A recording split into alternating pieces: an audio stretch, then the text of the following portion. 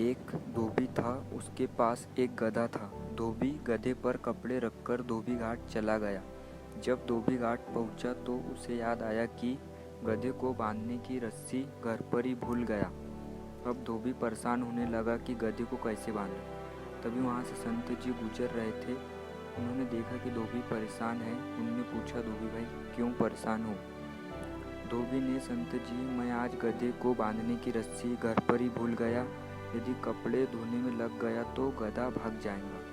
कोई रस्सी पड़ी हो तो बताओ। संत जी के पास तो उपाय था। हाँ रस्सी है तो दो। संत जी ने कहा, रस्सी की ज़रूरत ही नहीं है, तो एक काम कर, उसे झूठ मूठ का बांध दे। तो उसे रोज़ कहाँ बांधता था? धोबी बोला, इस पेड़ के नीचे। संत जी बोले, गधे को लेकर उस पेड़ के नीचे चलो।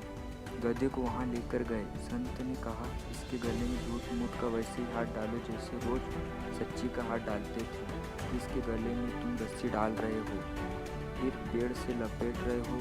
तुम रोज सही करते थे, आज वही क्रिया झूठी करो। कर दिया। गधा खड़ा। गधे को थोड़ी पता था कि वह रस्सी भूल गया। गधा तो गधा था। गधे के तो गले में हाथ डाला तो उसने समझ लिया कि मैं बन चुका हूँ। गधा वहीं बैठता, वहीं खड़ा होता। तब तक धोबी के भी कपड़े धुल गए। गधा जहाँ का वहाँ था। पूरे कपड़े साफ करके धोबी ने गधे के ऊपर रखे और गधे को लाठी मार के चलने को कहा। गधा आगे ही नहीं बढ़ रहा था। धोबी बहुत परेशान हो गया। धोबी उसे बार बार आगे ले जाए पर गधा आगे ही नहीं जाता। धोबी को लगा, संत जी ने कोई जादू तो नहीं कर दिया। तब तक संत जी वापस आए और धोबी से पूछा, अरे क्या हुआ? धोबी बोला, संत जी गधा आगे ही नहीं बढ़ रहा। संत जी ने कहा, उसे खोला कि नहीं? धोबी, बांधा ही नहीं तो खोलूं कहाँ से? संत जी, बांधा नहीं था तो क्या बांधने का नाटक तो किया था?